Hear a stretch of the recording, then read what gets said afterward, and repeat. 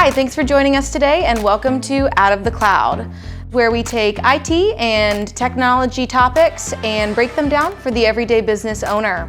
My name is Coley Lyon, I work with Telware, and with me today I have Austin Goddard. Austin, how are you doing today? I'm doing wonderful, thank you. So tell us a little bit about yourself, background, company, why we're here today. Yeah, so like you said, my name is Austin Goddard. I am the President of Partner Success and Business Development at gTECHserv. We are a Charlotte-based managed service company that is outsourced IT services. So what that means for the normal consumer is we help small, medium-sized businesses understand, better deploy, and secure their technology, and then come back in and maintain and support that. And a little bit about your background, kind of how long have you been in here, everything like that. Yeah, so I started back in 2010 with the company, so that's now going on 12 years. I've been with the company at every role in the company, starting off just making cables, setting up computers, answering the phone, and now progressed my way through to network architecture, business development, and meeting with the clients to assess their IT needs. So in your 12 years of experience, what are the biggest changes, especially recently, that technology has seen or influenced within a business? Yeah, that's a great question, thank you. So the biggest change that is obviously cloud computing. So taking those workloads and migrating them from your on-prem solutions to other third-party solution providers, and learning how to control, maintain, and track that data to be able to answer the questions now that are coming down from the new cybersecurity regulations and cybersecurity insurance providers, being able to track that data whenever you release ownership of where the data sits, whether that be the Microsoft or another cloud hosting provider like Amazon or Dell, that you're able to prove who's accessed it, where it sits, and is it recoverable for your business. So whenever it leaves your four walls, ensuring that you are able to track that is now imperative to businesses. So from a either business owner or operational manager, whatever that might be, standpoint, what are some examples of how that has become really relevant? Yeah. So many small, medium-sized businesses will find a solution, a kind of out-of-the-box solution, incorporate it into their tool set, and not really have anybody understand, hey, what are the risks, what are the configuration practices that need to be followed to a T to keep the data secure. So there's been large data breaches that have made the news that could be 100% avoidable from just understanding how to configure the AWS server properly, how to configure that Microsoft Azure security portal properly.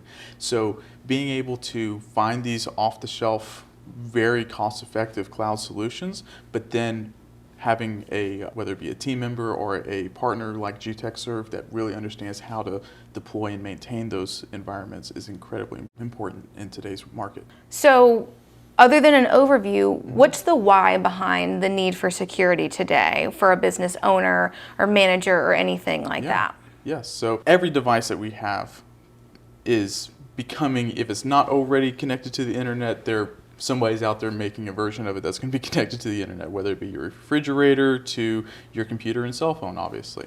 And the data that is not only housed on those devices, but the communication that is able to take place on all these other IT connected devices opens up your networks to security issues where your network could be hacked by simply connecting a wireless internet speaker like a Sonos or a Google Home. They could be breached, such as Target, where their air conditioning system was put on the same wireless network as their point of sale system, and their air conditioner smart zone controls was able to be hacked, and then through there they were able to worm their way to the POS system and compromise millions of users' credit cards.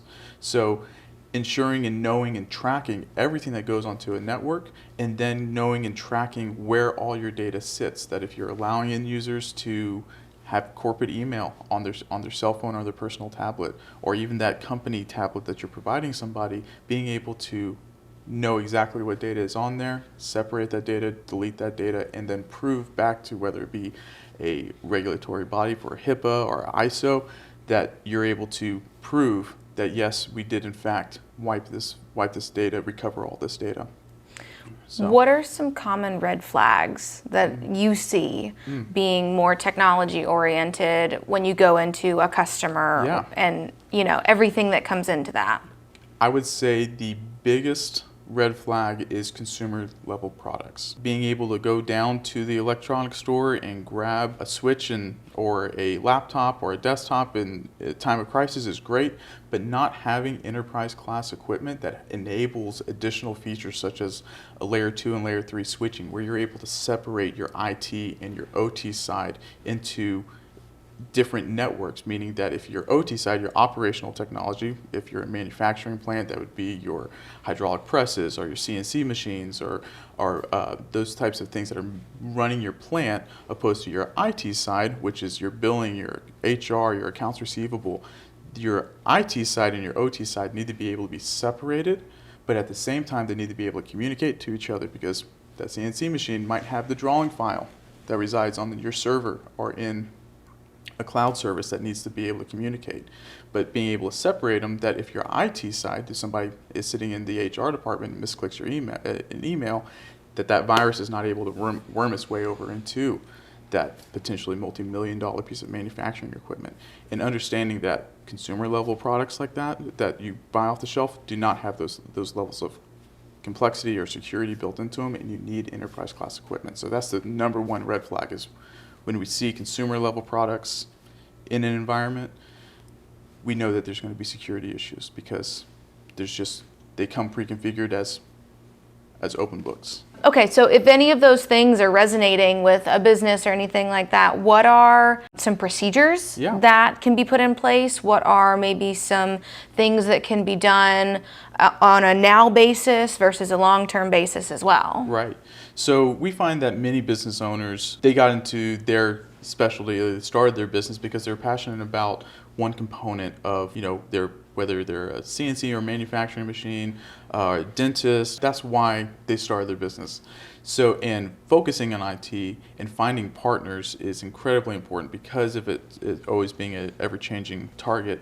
Somebody did not start a business to manage computers. So leveraging the tool sets and the partners that you have available to you, such as Telware for telecommunications and unified communications, and then partners like gTECHserv for network maintenance and security auditing, is incredibly important to start those conversations, to really understand where you are in your journey, and then also where you are today from a security standpoint, to ensure that everything is future-proofed as technology progresses. So we get the concept of businesses partnering with IT people or telephone people or anything like that because it's services that they don't provide. And that's obviously why people come to gTECH for managed services, so that they don't have to put out that effort themselves. They don't have to be up on the current regulations and the topics and everything. Why do you guys end up partnering with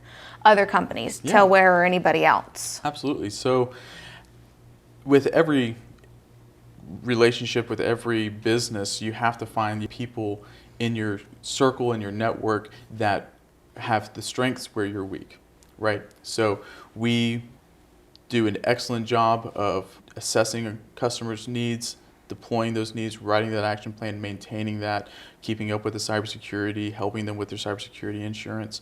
And we do not do telephony. So when our customers come and ask for a VoIP solution or structured cabling or a PA system, those are not my areas of expertise. So we search out the best of breed products. So Telware, the history, the longevity that you have in not only the telephony market, but also the greater Charlotte and North Carolina area, it was a no-brainer. So when we need telephony and teams with expertise to do structured cabling, we lean on those partners the same way our customers lean on us to be their supplementary IT or their full IT support. Yeah, so processes and procedures that businesses can put in place. Really, the number one thing is to understand the cybersecurity regulations of your state. So a lot of business owners are not aware that almost every single state in our nation has a data privacy law. There's compliance standards that till you can research is coming out your nose, but the biggest ones are obviously California, the European Union data privacy law, Colorado, Virginia, they've all passed them. North Carolina also has cybersecurity laws, so understanding where you are, where you do business, and how those cybersecurity regulations impact your business is incredibly important, or finding partners that understand that for you and can handle those things. So understanding what you have in your network, what regulations you're required to maintain and report on, as well as having an action plan, having policies written, training your end users, going back to your end users and showing them, hey, this is what a phishing email looks like. This type of data is HIPAA compliant. Stop writing your passwords and putting them on sticky notes underneath your keyboard. Like, going back and telling those users is incredibly important business process now. And if those things are not being done, it opens up all different types of issues, whether it be cybersecurity regulations and being penalized for not following and putting procedures in place, or cybersecurity insurance policies not paying out because you failed to go back and train your end users or apply the Microsoft update that has been out for 90 days.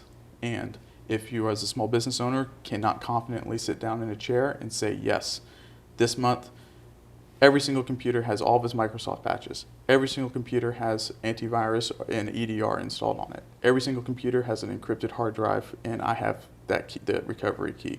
If you can't answer those questions and many, many more with confidence, you're potentially at risk. And it's just from the nature of technology that if it's connected to the internet, it's being scanned, it's being monitored. People are looking for ways to hack in, and it's all automated now. So it's almost a trope now. A small business says, oh, well, I'm just a small mom and pop shop. Nobody cares about me. It's all automated. Hackers are leveraging cloud computing the same way businesses are today. And people can get onto the dark web or even start their own hacking platforms where they can, for minimal investment, they can purchase thousands of end users' data, run buy some small batches of code, and have an attack run automatically for pennies on the hour, compared to back in the day where they had to have all that computational power in order to hack a password or anything like that. That's all now platform as a service.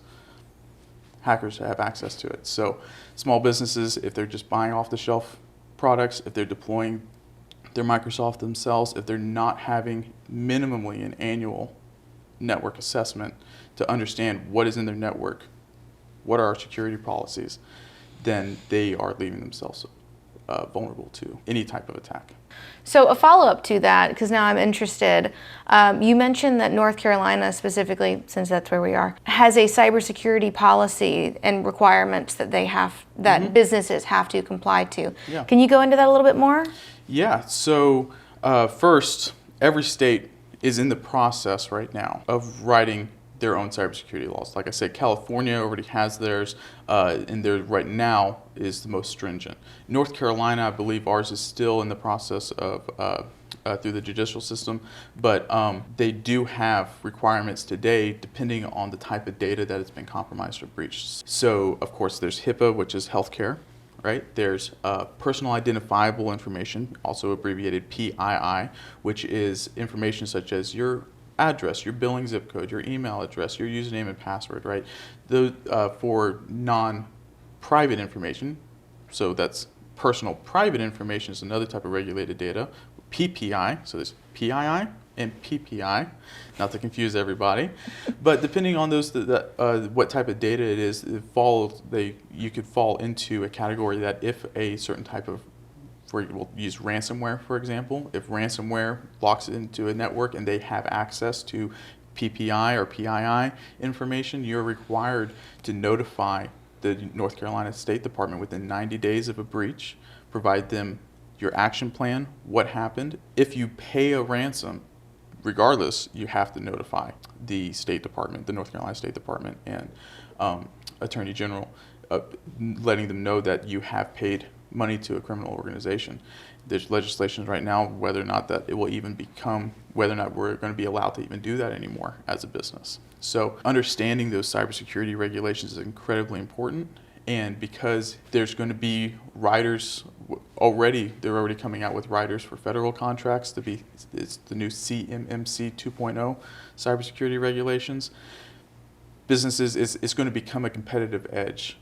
The same way you walk into a restaurant and you see their sanitation score, and that determines whether or not you're going to eat there. Businesses in the near future are going to have the same. They're going to have a cybersecurity score that is going to be monitored and maintained, whether it be through their internal IT department, a third-party company, or a cybersecurity insurance provider. And companies are going to be required to report those types of breaches and actions and supply those scores to even bid on contracts now. So these things are coming. These things are incredibly complex. CMMC has been in the works for years, and they're still making changes to it. HIPAA has been in the works for, has been part for years, and they're still always making changes to it. And staying up with those things is a nightmare for a small business owner that also has to think about every other aspect of their business. So being able to leverage the tools that are available today and to ensure that all the check boxes are green is necessary for not only today, but 2, 3, 4 years, the longevity of a business. So just kind of wrapping up, thank you for your time today. Absolutely. By the way, I feel like that was really, really informational. Is there any message, anything major takeaway that people need? If this is just where they tune into, what's the core value here? Yeah, so I would say that if you own a small, medium-sized business, it is incredibly important that you should be receiving monthly reports on the status of your technology and really understand the vulnerabilities that you have in your network, and to start that ball rolling as quickly as possible, to have the leverage partners and tool sets that will give you that information. If anybody needs help getting started, they can reach out to me at Austin at gTECHserv.com, or you can go to our website. On our website, you can fill out a small questionnaire, and you will actually receive a free dark web report. So we offer scan the dark web for anything associated with your domain and report back to you if there's any breaches out there from third-party sites that your end users have used your corporate account to sign up for. There's going to be things as simple as Facebook or Netflix, and if they're using their corporate account, the likelihood that they've repeated a password that might be on your domain is incredibly important to know. It goes back also to that policy, right? If you don't have a written policy in your computer use handbook that you give to your users that this is when and where you can use corporate accounts, then your cybersecurity insurance might have a problem with that. So knowing where your users are using their accounts is incredibly important. So we offer that for free. Just a little link on our website at gtechserv.com, and be more than happy to provide that and start a conversation about securing your network. Absolutely. Thank you so much for your time today, Austin. Absolutely. Thank you for having me. That is all we've got for today. Thank you guys so much for joining. My name is Coley. This is Out of the Cloud. See you next time.